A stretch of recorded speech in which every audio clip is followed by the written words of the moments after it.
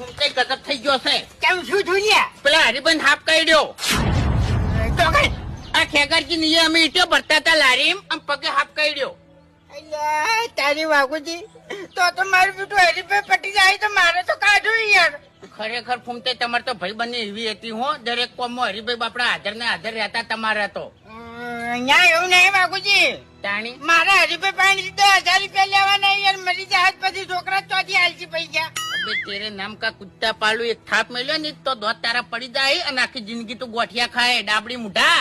એટલે તારામાં તો લગીરે મોણસ જ નહીં. પેલા મોણાને હાફ કાઢ્યો છે અને તને 10,000 ની પડી છે. એટલે તું તો હાવ સ્વાર્થી નીકળ્યો. એવું નહીં યાર.